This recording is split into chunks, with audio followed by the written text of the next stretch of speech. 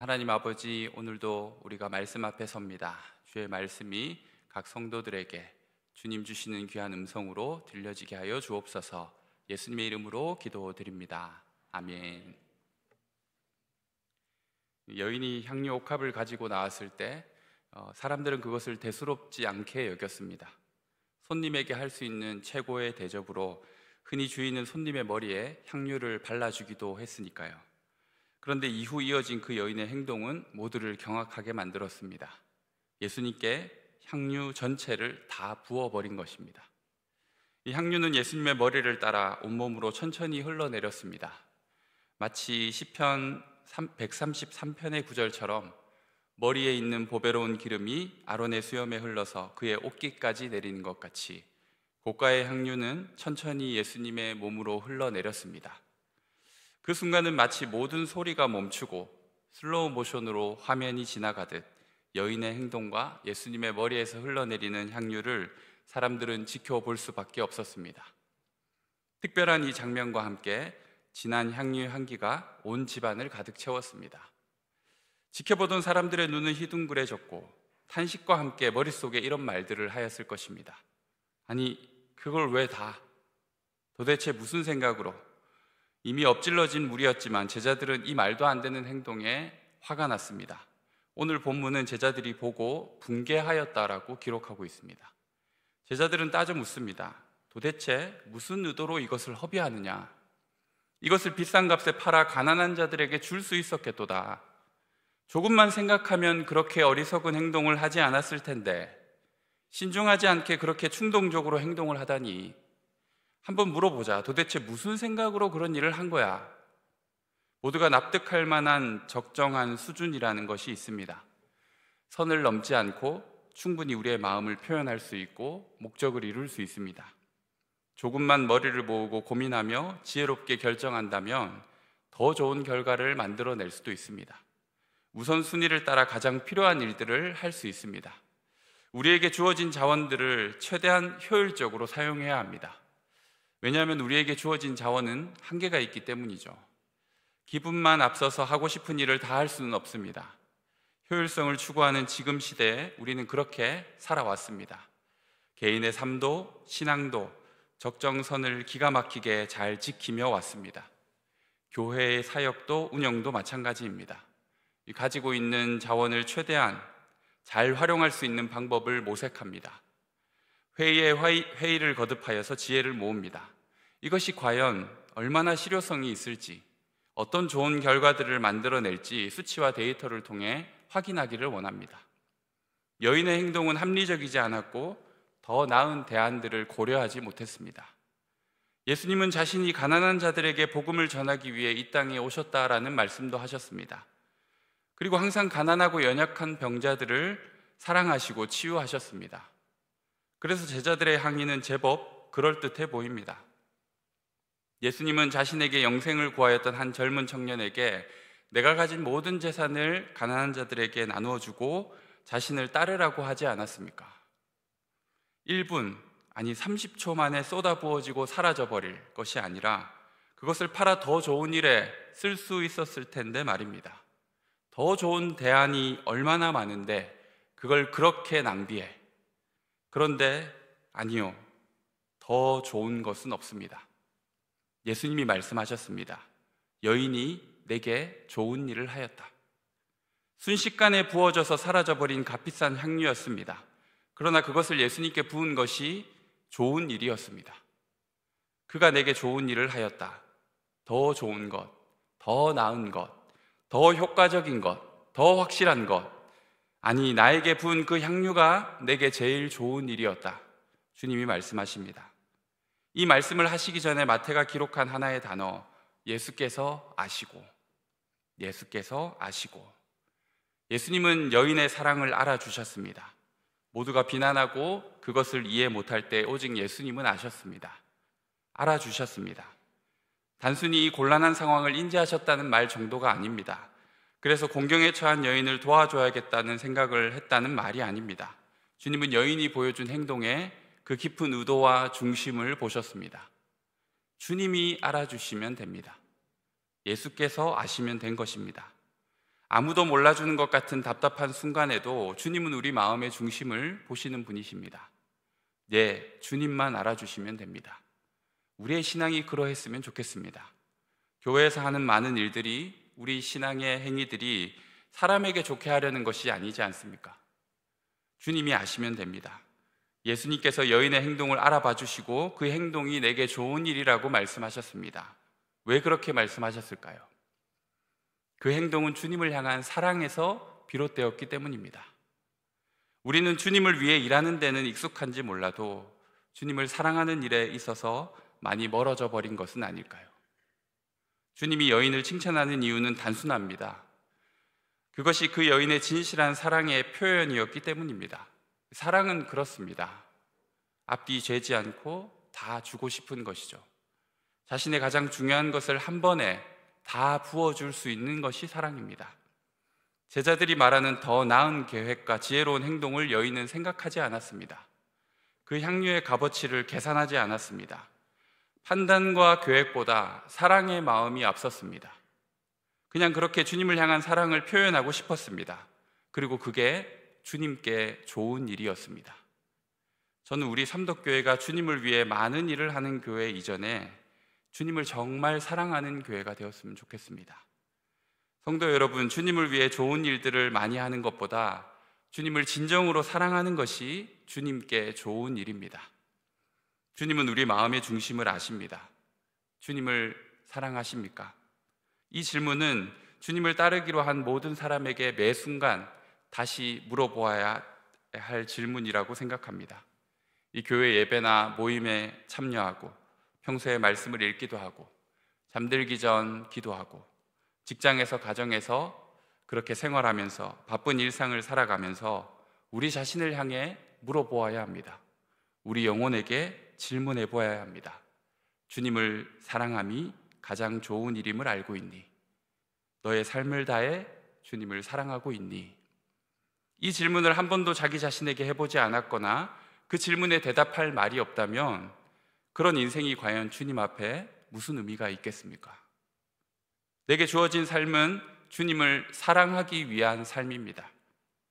내게 가장 좋은 일은 주님을 사랑하는 것입니다.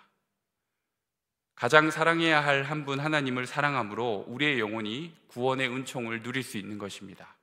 주님을 사랑하지 않는 삶은 살아있으나 실상은 죽은 것과 같습니다. 주님을 사랑한다는 고백 평소에도 많이 했으면 좋겠습니다. 수많은 일보다 사랑이 우선되어야 합니다. 생각하고 계산하고 우리의 경험을 토대로 열심히 계획하고 준비한다면 우리는 어쩌면 항상 해오던 그 일을 하게 될 것입니다. 주님을 위한다는 우리의 생각과 교회를 위해 필요하다고 여겨지는 많은 일들이 어느새 주님 사랑하는 일과 멀어져 있진 않은지 우리는 생각해 봐야 합니다. 주님은 여인의 사랑을 칭찬하셨습니다. 사랑은 본질적으로 상대를 위해 허비하는 것입니다. 시간도, 물질도, 마음도 그렇게 허비하는 것입니다. 그것을 계산하기 시작하면 사랑할 수가 없죠. 주님을 향한 우리의 사랑이 그러했으면 좋겠습니다. 왜 그래야 할까요? 주님이 바로 우리를 그렇게 사랑하시기 때문이죠. 주님은 계산하지 않습니다. 주님은 더 나은 대안을 찾기 위해 오래 생각하지 않으십니다. 주님은 값을 따지지 않습니다. 도대체 무슨 의도로 이것을 허비하느냐? 도대체 무슨 의도로 이것을 낭비하느냐? 이 제자들의 다그침은 마치 사단이 끊임없이 예수님 곁에서 속삭이는 소리와 같습니다. 도대체 무슨 의도로 너를 이 몹쓸 죄인들을 위해 허비하려느냐? 그런 어리석은 일이 어디 있느냐? 십자가로 나아가면 나아갈수록 사단은 더 자주 예수님의 깃전에 속삭였을 것입니다.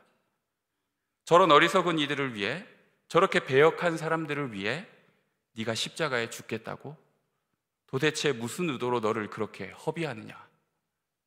하나님은 자신의 전능성을 여러분과 나 같은 형편없는 죄인을 위해 허비하셨습니다.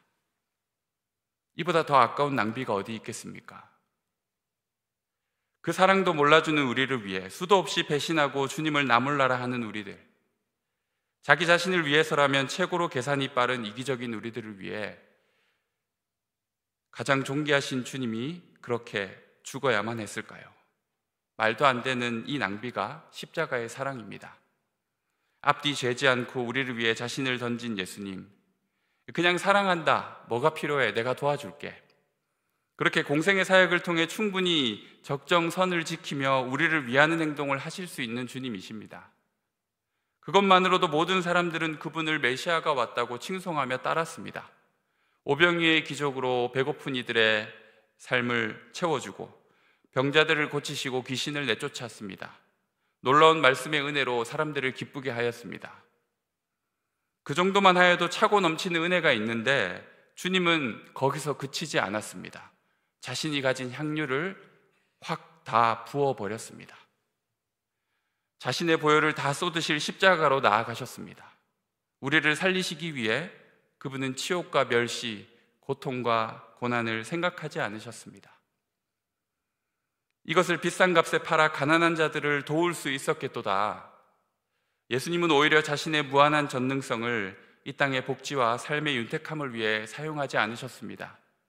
예수님께서 죽지 않으시고 계속 살아계시면서 우리의 피로를 채워주시고 우리의 아픈 것을 낫게 해주시고 그렇게 인생들을 이 땅에서 더 나은 삶을 살 수 있도록 돕기만 하였다면 그게 진정 우리를 위한 좋은 일이었을까요?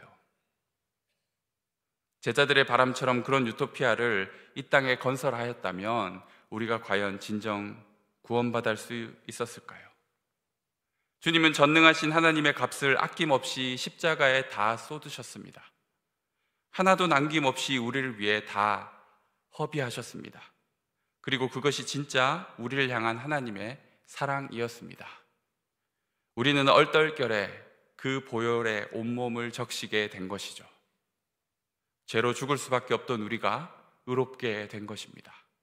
오늘 여인이 예수님께 부어버린 향유 때문에 모두가 할 말을 잃고 그것을 멍하니 바라보았던 것처럼 창조주 하나님께서 자신의 독생자를 십자가에 내어놓을 때 온 우주 만물이 숨죽이며 그 놀라운 장면을 지켜보았습니다.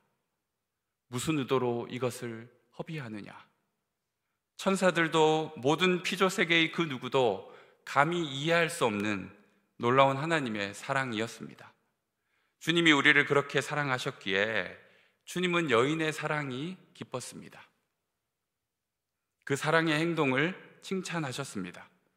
주님은 자신이 가진 사랑의 결과 비슷한 사랑을 보여주는 이들을 아끼십니다. 아브라함과 두렙돈을 바친 과부와 같은 사람들이죠. 아브라함은 자신에게 가장 소중한 아들 이삭을 하나님께 망설임 없이 바친 사람입니다. 과부는 자신의 전 재산이었던 두렙돈을 하나님께 바쳤던 여인이죠. 하나님은 이런 사람들의 사랑을 알아보셨습니다. 자신의 사랑의 결과 비슷한 이들, 네가 내 아들 독자까지도 내게 아끼지 아니하였으니 내가 이제야 내가 하나님을 경외하는 줄을 아노라. 그들은 다 풍족한 중에 넣었거니와 이 과부는 그 가난한 중에서 자기의 모든 소유 곧 생활비 전부를 넣었느니라. 하나님께서 우리를 사랑하시는 것처럼 우리도 주님을 사랑할 수 있다면 얼마나 좋을까요? 또 하나님은 그것을 얼마나 기뻐하실까요? 자신이 가진 매우 귀한 향유 옥합처럼 그분의 거룩하고 온전한 생명을 아끼지 않고 우리를 위해 다 부으신 예수님, 우리가 어떤 사랑을 받았는지를 기억했으면 합니다. 여인의 행동은 놀라운 일이 아니었습니다.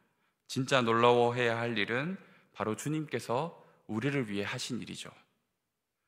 여인의 입장을 잠시 생각해 보면 그녀는 매우 난처한 상황에 놓였습니다. 자신의 행동에 화를 내는 제자들이 무서웠을 것입니다. 그리고 제자들의 말을 들으며 정말 자신이 어리석은 행동을 한 것은 아닐까 생각하며 후회했을지도 모릅니다. 그래, 주님은 가난한 사람들을 아끼시는데 내 마음만 앞서서 주님이 진정 기뻐하시는 일이 무엇인지도 몰랐구나. 우리의 사랑도 순전한 마음도 사람들의 비난과 날카로운 평가 앞에 놓일 때가 있습니다.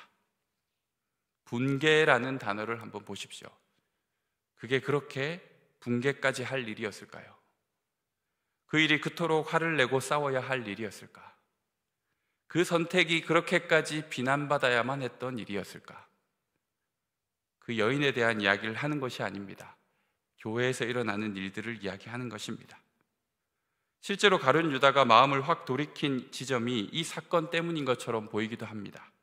예수님을 통해 유다 땅에 혁명을 꿈꿨던 유다는 예수님께 실망하였습니다. 그는 허비되어지는 것이 싫었습니다. 이상을 향해, 올바른 가치를 향해 그렇게 예수님이 자신의 역할을 해주기를 바랬습니다. 장례를 준비하는 예수님과 그에게 부어버린 300데나리온의 향유는 어리석기 그지없는 일이었죠.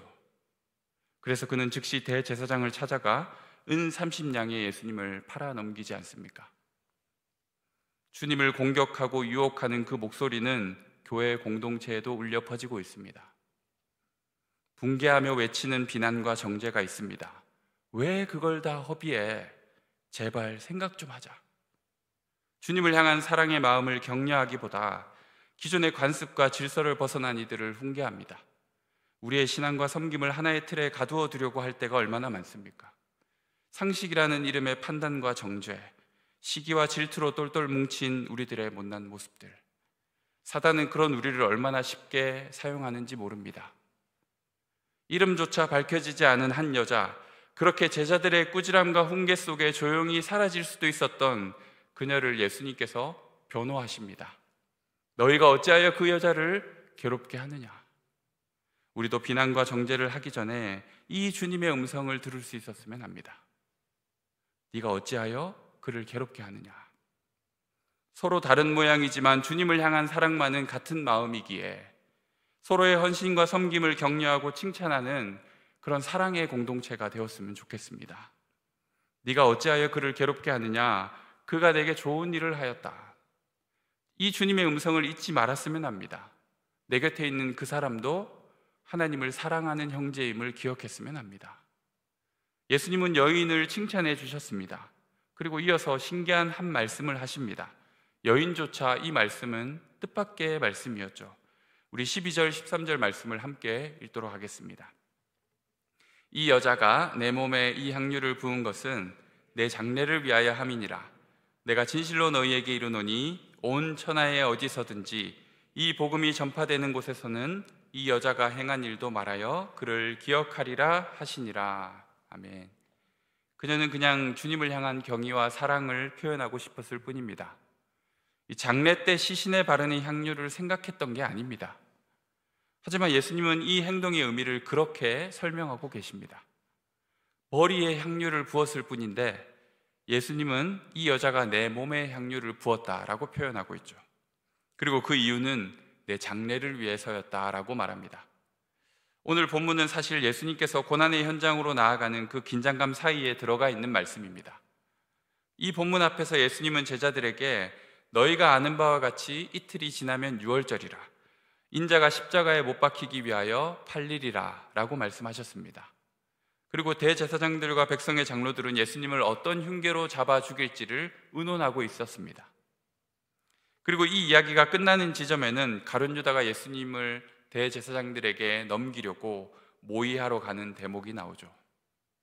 단순하게 여인의 남다른 사랑이 표현된 따뜻하고 아름다운 이야기인 줄로 알았는데 실제로는 주님의 고난 이야기 속에 포함된 사건이었습니다. 주님은 제자들이 못 들은 척하여도 계속해서 말씀하셨습니다.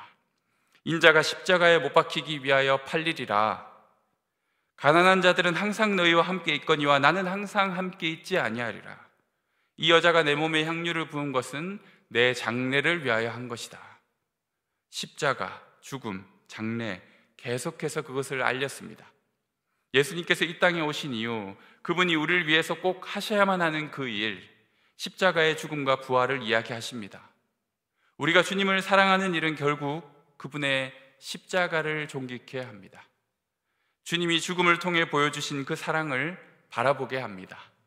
그래서 그 여인의 행동이 중요했습니다. 예수님께서 우리를 위해 하실 그 일을 준비하고 알리는 일이 되었기 때문이죠. 주님을 위해 무엇을 해야 그분을 사랑한다고 할 수 있을까요? 주님을 사랑한다는 것은 어떤 행동을 하는 것일까요? 우리는 잘 알지 못합니다. 이것이 과연 주님께 얼마나 영광이 되는 일일지 확신이나 답을 가지고 있기 때문에 하는 것이 아닙니다.